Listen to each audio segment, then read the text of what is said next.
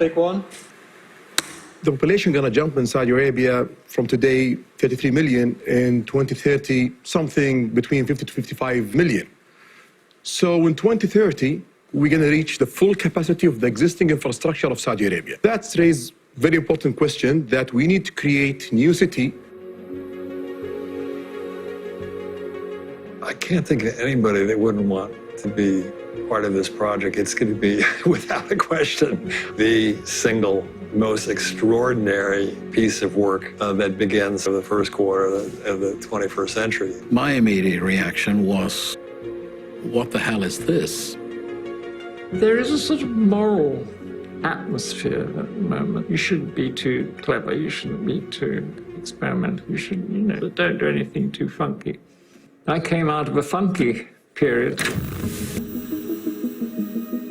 If we look at the 20th century, we were really excited about the future. There was that kind of post-war idea that we could create a better, more democratic world. Those visions were very bold. I still like it just because it's beautiful. Throughout all of history, we've actually seen people, dreamers, thinkers, who've wanted to create those visions of how we might live in the future. The world is stuck in a traffic jam. The world is screwed by the lack of social interaction. The world talks about cities, but in reality, the world is talking about the slums. When they say energy, they mean pollution. The world needs a reset. Most of us live in cities, and this reset has to start in the city. What does that mean to be lead designer on a project of this scale? It means being scared. Honestly, you can't look at this the first time and not ask yourself, what are they thinking? If it succeeds, it will be the new Babylon, so to speak. And if it doesn't succeed, it will be an interesting phenomenon. The most valuable moments are really the moments that when you think back of them, you really didn't know anymore whether you were dealing with something totally mad or something utterly profound. But then as soon as you start to get into it, you start to sort of think about the possibilities of it. And your mind starts to sort of begin to imagine that it is maybe possible, you know?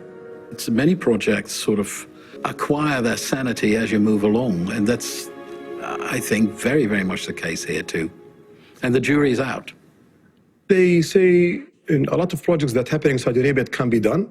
This is very ambitious. They can't keep saying that. And we can keep proving them wrong. In one of the most anticipated and intriguing projects in the history of city building, an ambitious plan for a megacity in the Saudi desert has the world wondering if this is really a blueprint for the future. The Line, the biggest infrastructure project in history, promises a revolution in urban living. But what is it? Who's making it? And can it actually work?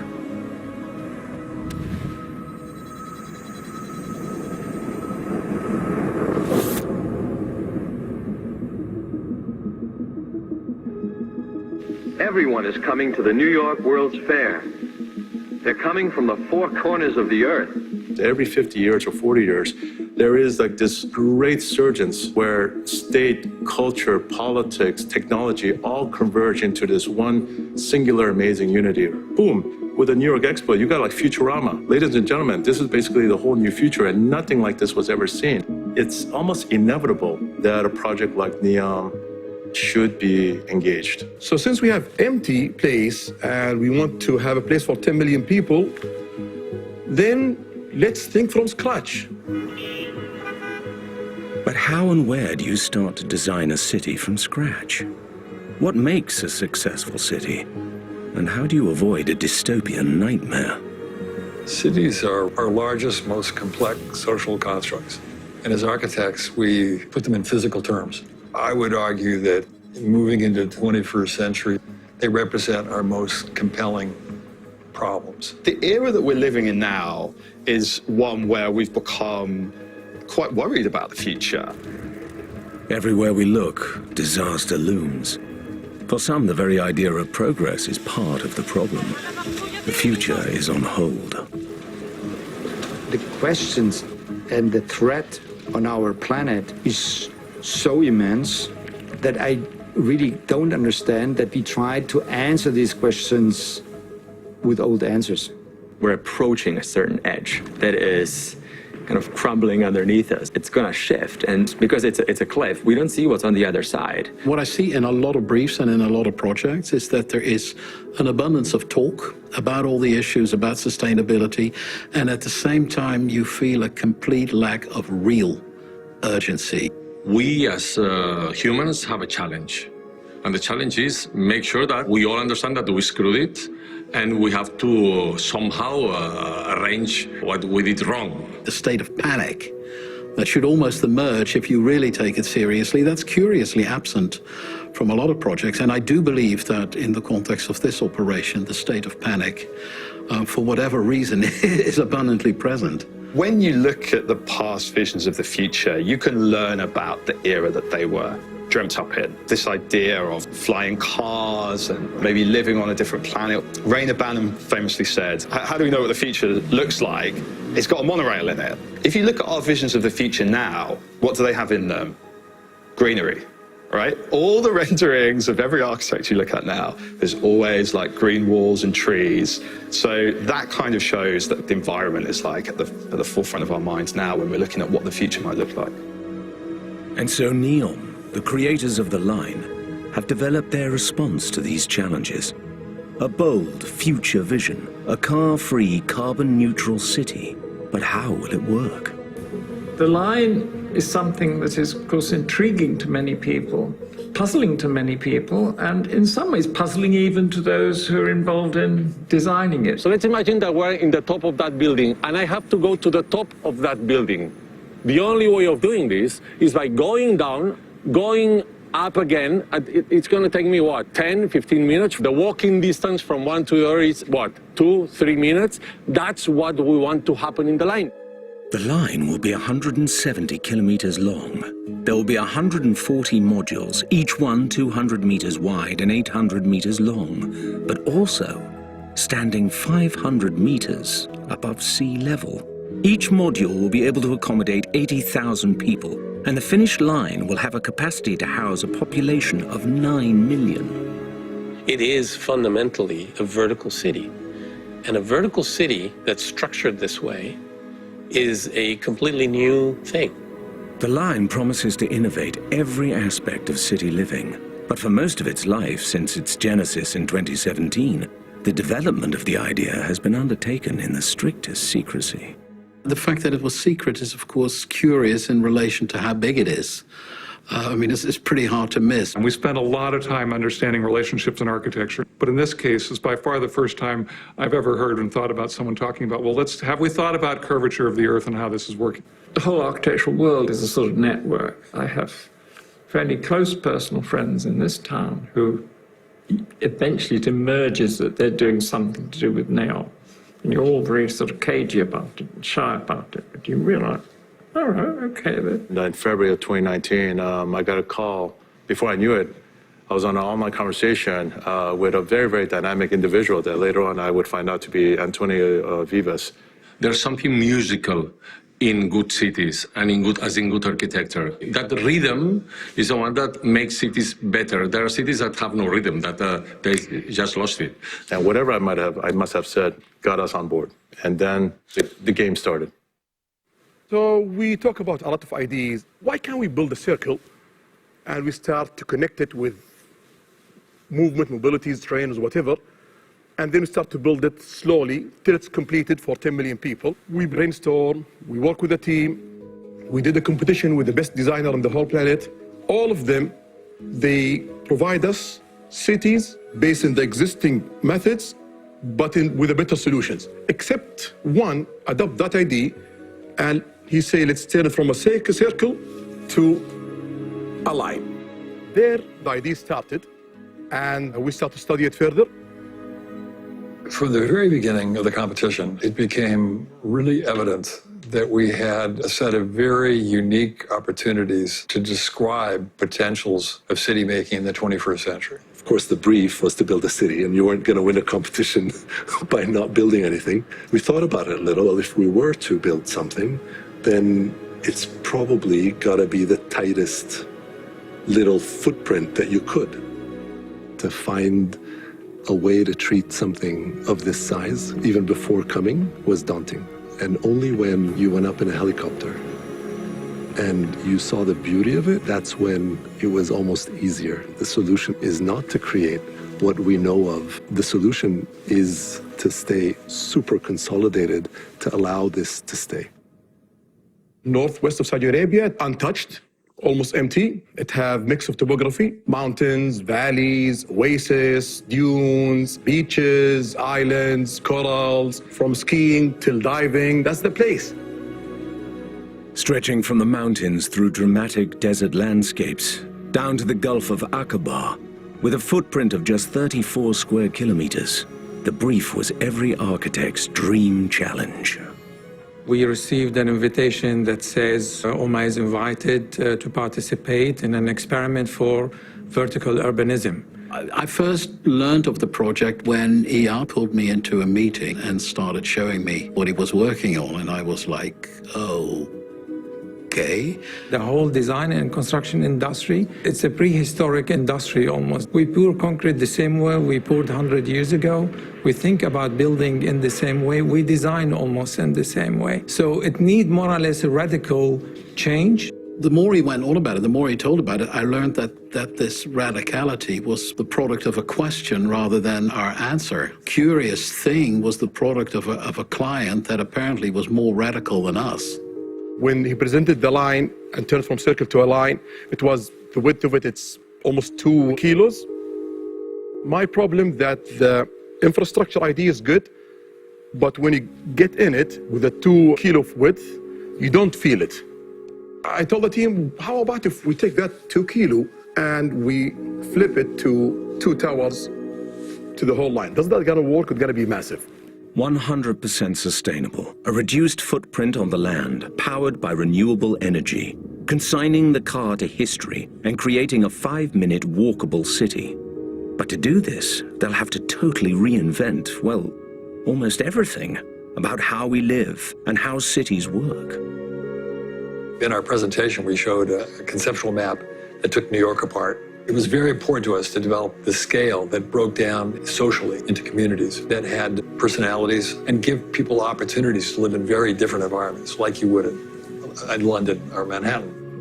Tom was able to understand that we were looking for something that went beyond, something that was almost poetical. It's actually an incredibly complicated project, but the big idea seems incredibly kind of simple, right? That you can grasp it.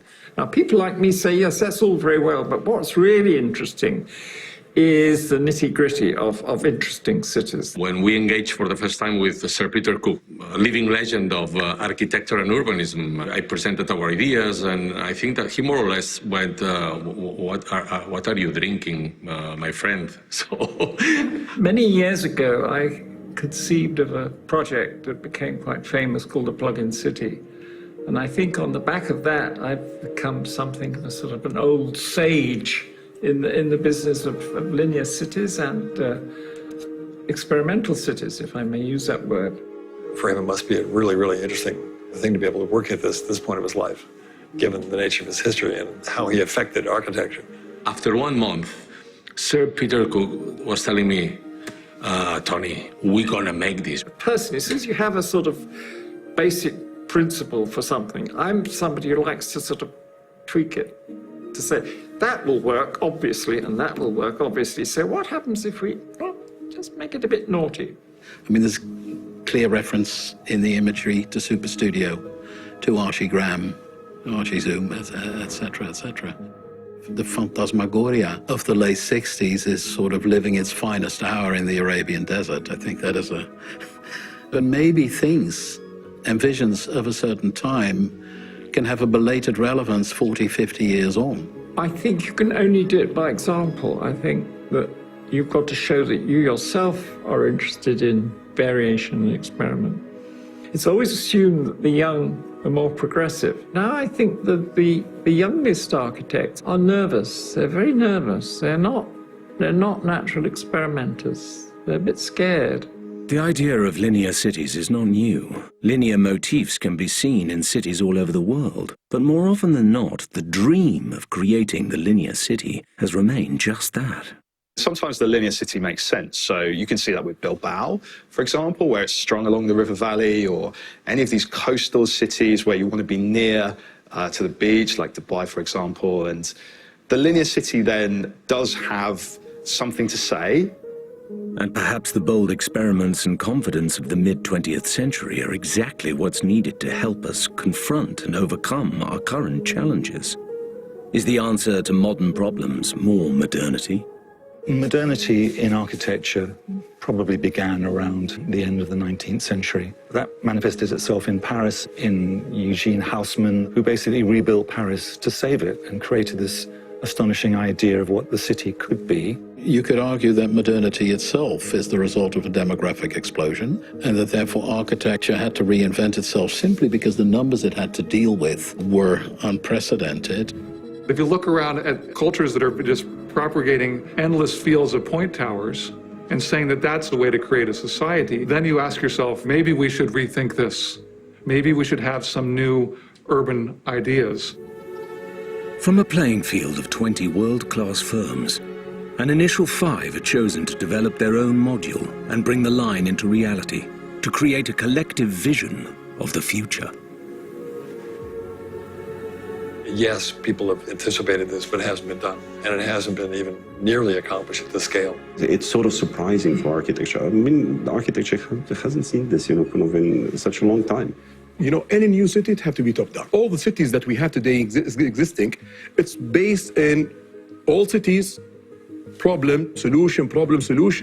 So the existing model of cities, it's based on problem and solution because it's being fixed all the time. But if it's top down, then you can design something like this. And so the world's best architects assemble to work on an idealistic and futuristic vision in a remote location, one of the boldest ideas of each of their careers. But the idea of a competition takes an unexpected turn.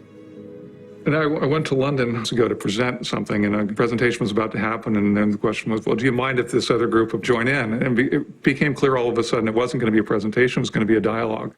I was feeding off the energy of the others were definitely feeding off the energy of us. I remember, Peter Cook sensing this one team say, why don't we all go downstairs and have a drink and just bond. It was quite jolly, actually. It didn't seem like a business meeting. I mean, yes, there were sort of, a few bean counters around the edges, but we didn't listen to them much. We've got to conceive of a project in which the inclusion of this infrastructure is thought collectively. Before long, it was not that we were literally competing, but we were actually working together to build up a narrative about livability. Every step of the way, the project demands constant innovation from everyone working on it. The goal is to think differently about everything.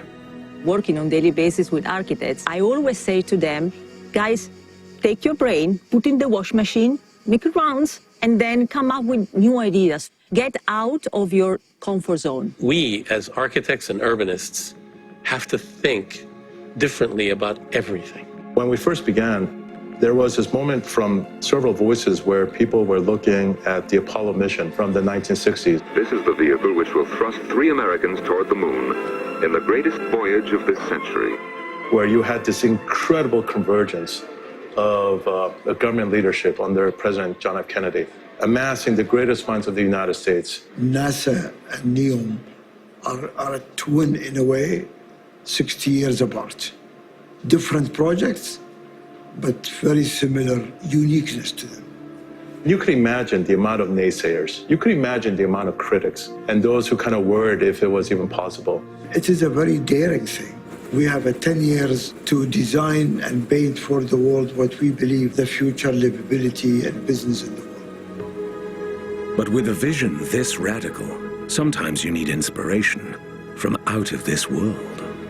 I was in a conversation one day with 2 physicists, quantum physicists. One of them looks at the other and looks at me and said, you know what? Perhaps it's the time of the poets now. We need poets. Engineering and design is not enough without art. Don't want to create a city without having the whole city as a piece of art. I'm a concept artist, art director, and I'm actually been working, fleshing out a bold vision for NEOM using the my past in science fiction and fantasy productions.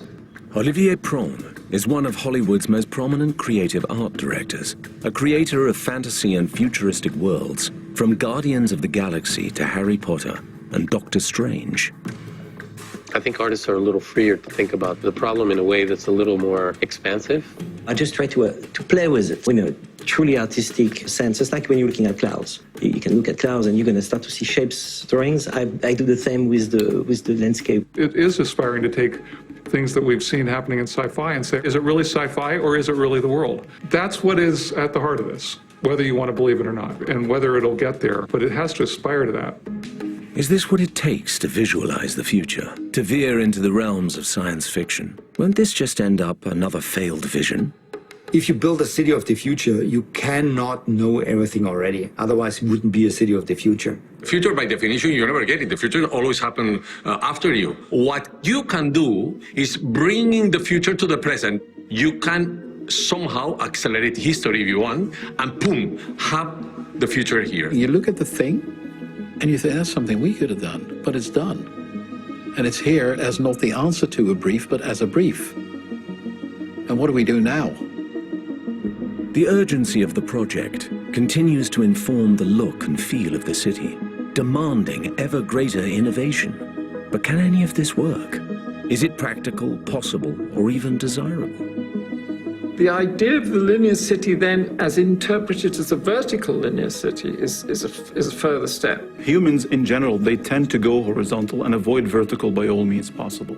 Lifts and stairs and things like that are abrupt interruption in their movement. They hate it. What if we just say that the ground is now multiple grounds, rather than always that singular ground that we always go down to? This is this permanent ground floor that we're generating, because you're going to have the pizzeria and the cleaner at any given level. You're going to have the football pitch at any given level, and these many high lines are going to allow us to go from one place to another, having everything that you need at 5 minutes.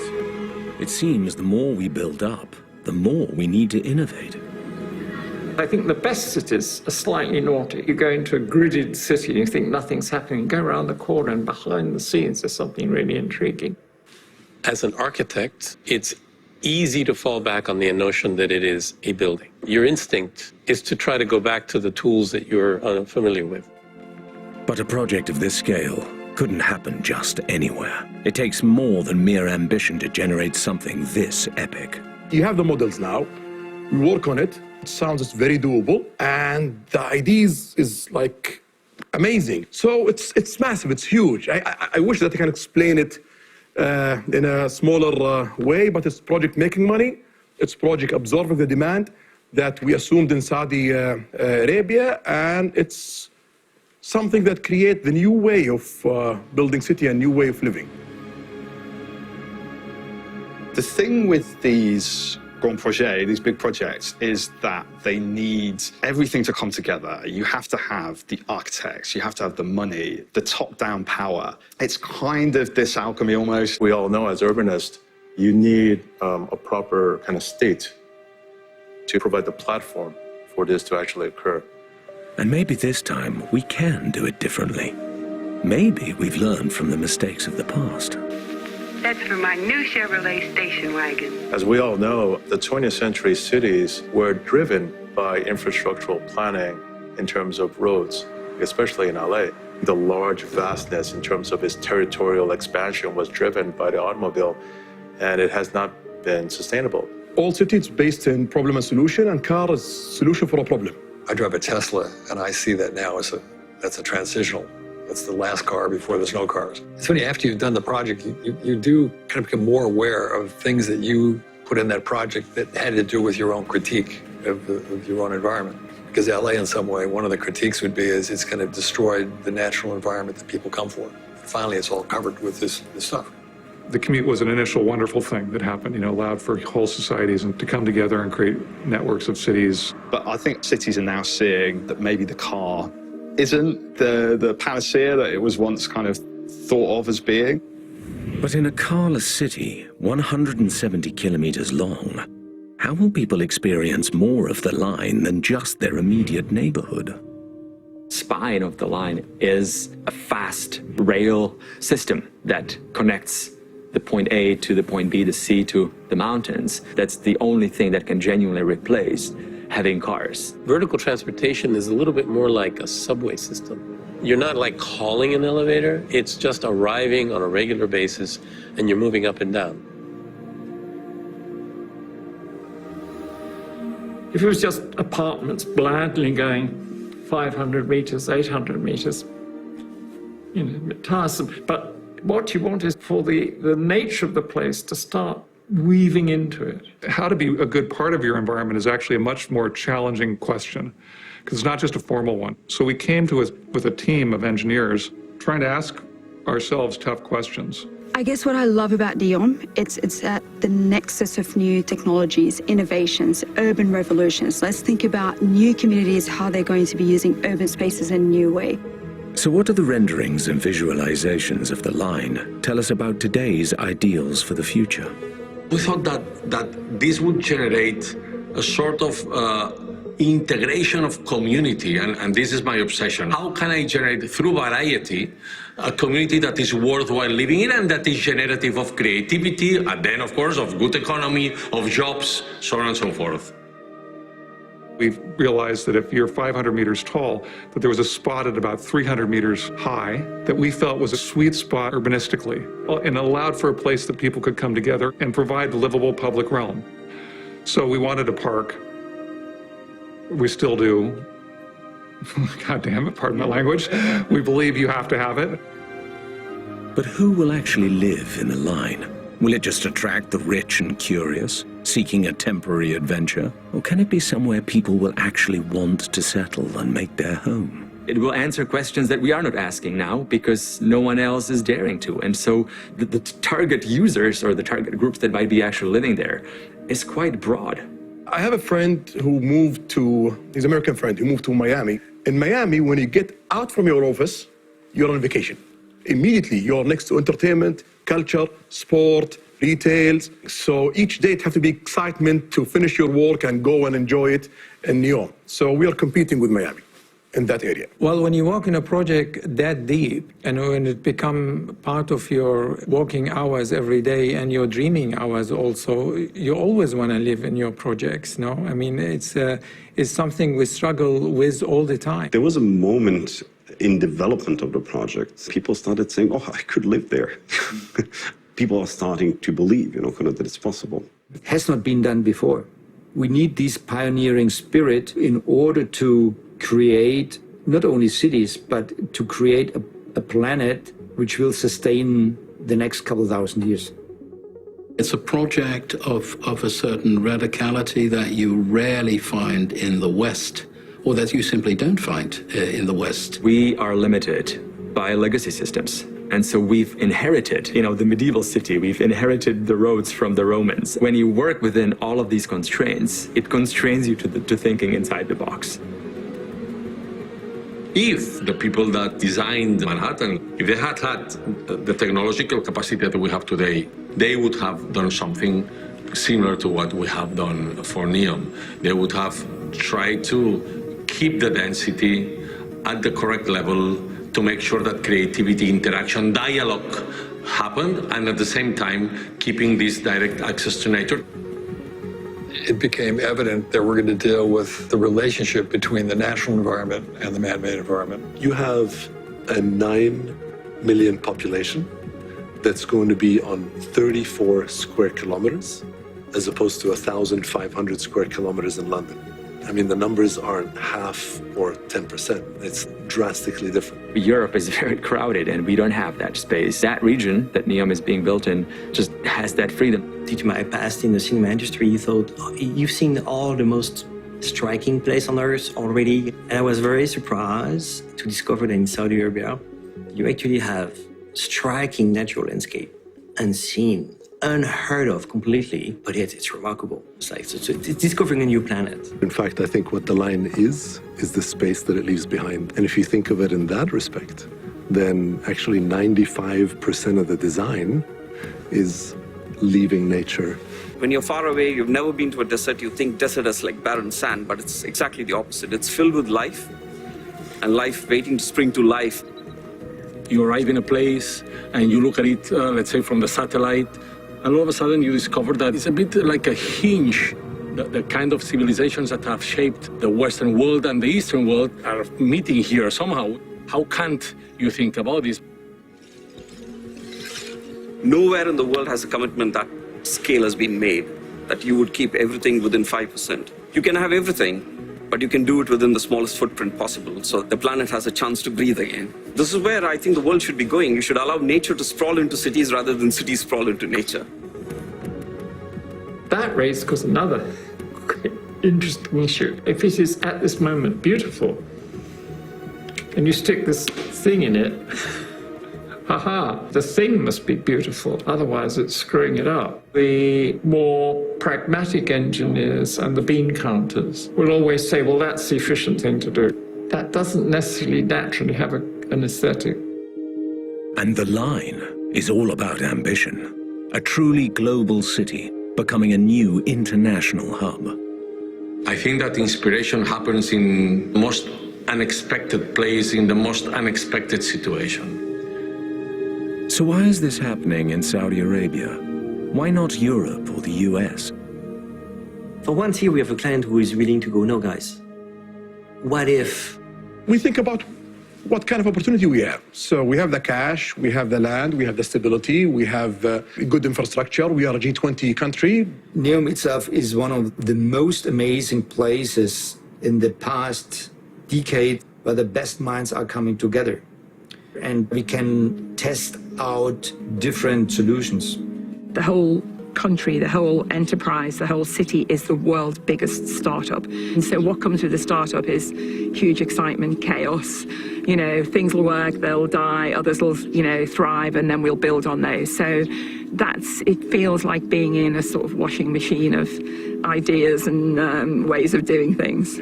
The ambition is proportional to our challenges. You're not going to have challenges if there's not a certain degree of ambition. We can take a fresh look at everything. We can say, what would be the kind of environment that if you had a blank sheet of paper, you would want to create here for this century, for now? NEOM and the Line is all about discovering new technologies. Often funding or governance comes in the existing infrastructure.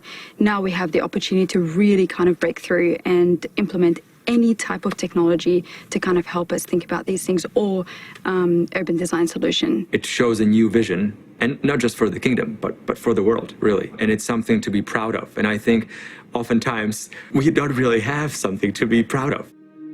We all step back with a certain question every now and then and say, is this really happening or not? Or can it happen? Is it going to happen in the time frame? It's very easy to imagine that it will go wrong. Maybe it is essential to imagine it going right. And of course, architects are by definition optimists. You can't do this if you're not excited about it. You cannot. You can't do this if you're not believing in it. There's another very important thing. Saudi Arabia is perhaps one of the youngest countries on earth. And I would say the whole Arab world is one of the cultural environments where youth is more powerful. A lot of the Saudi youth embody the spirit of NEOM even before it came about. I would say it was already there. And now NEOM is just providing us with a physical space. We're taking some of the social ambitions that we have for here, for people to live and work alongside each other regardless of their background, for equality for women. You'll see when you move around that lots of the people working here at the highest level are, incredibly clever women. The last 5 years, Saudi has changed in a good way. If you came to me 5 years ago and you told me that NEOM is happening, I was like, what are you talking about? And then when I came here, I was like, oh my God, it's happening. What excites me is being part of something where I can genuinely make a small change. I'm very excited about the present of KSA. What's happening right now is already so much and makes me so happy.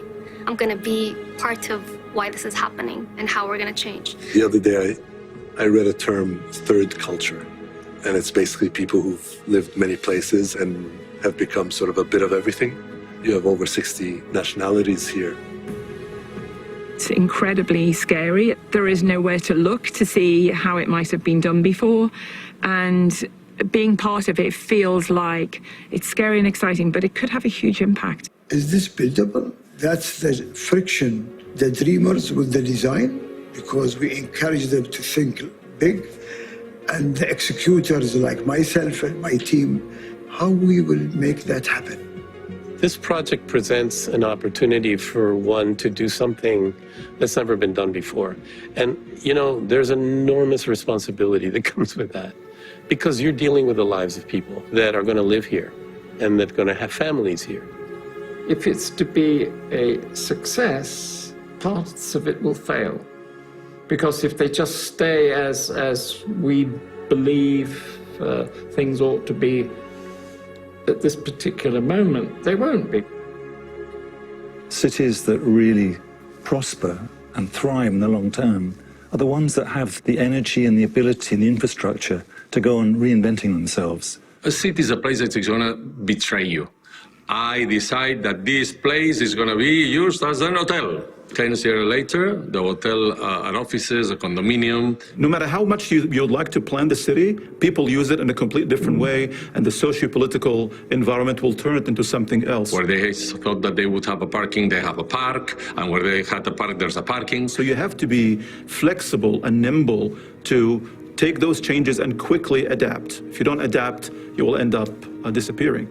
We decided with the engineers to build a chassis, if you want, string them together in whatever shape we want them to be. So it can change during the process of construction, or it can change after the process of construction. You can just unplug it, take it to the factory, add something to it, and bring it back. To make the desert human, you're going to need some top-down hardcore engineering, because, I mean, technically, an increasingly large part of the Earth is becoming uninhabitable.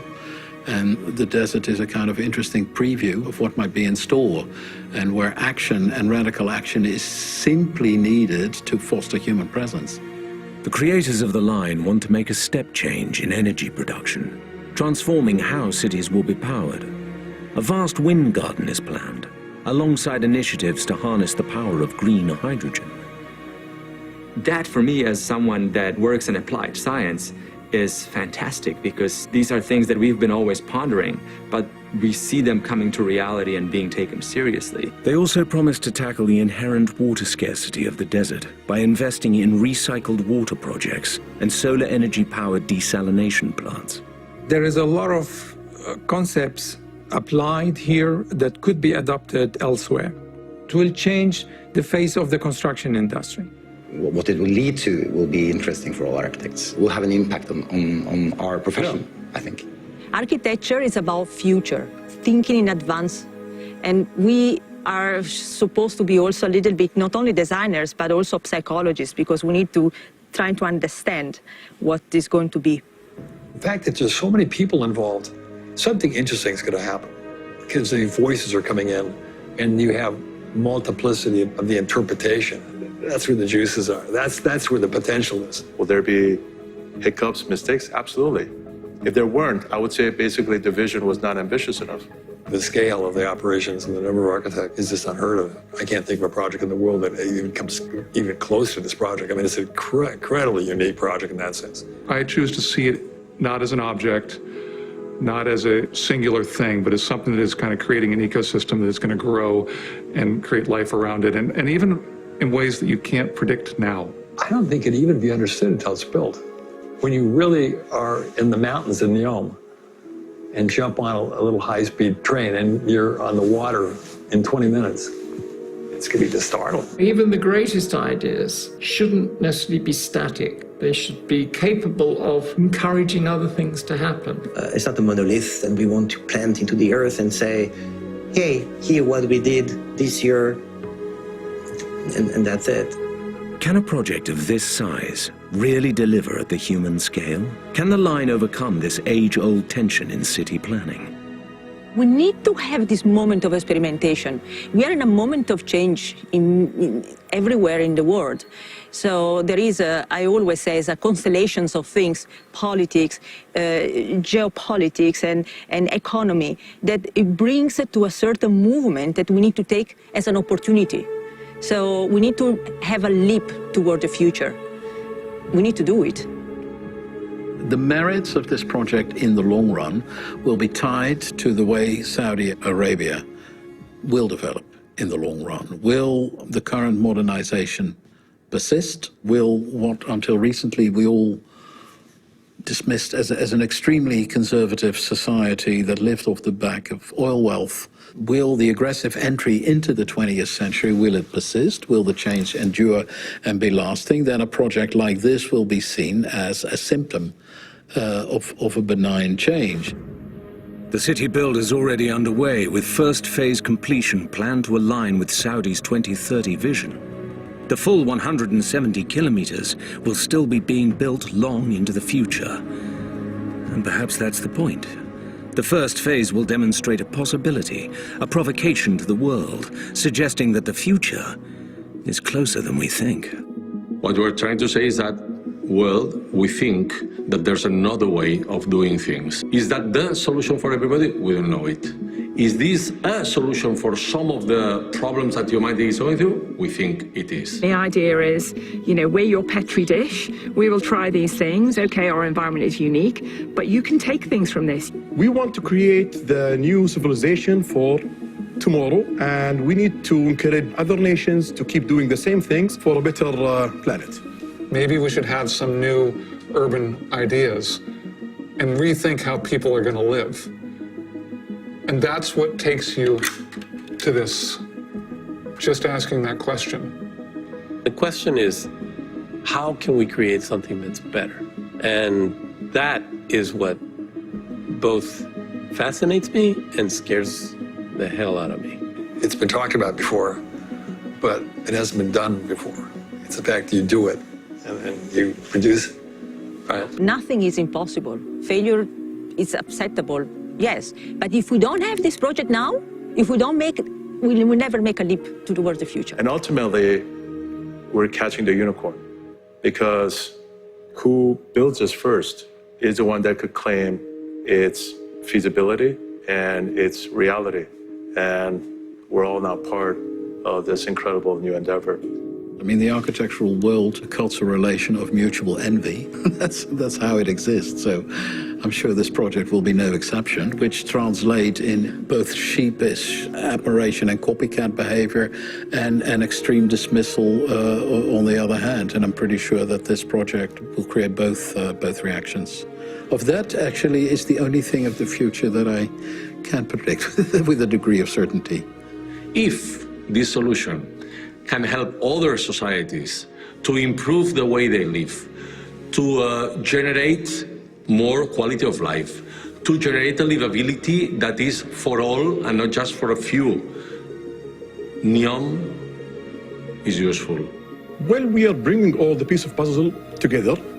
I don't know what's the outcome of it. That's gonna be the creativity of the people gonna live from the whole globe in NEOM. I can promise you that's gonna be something new and creative, but what is it? It's unknown. We're gonna see.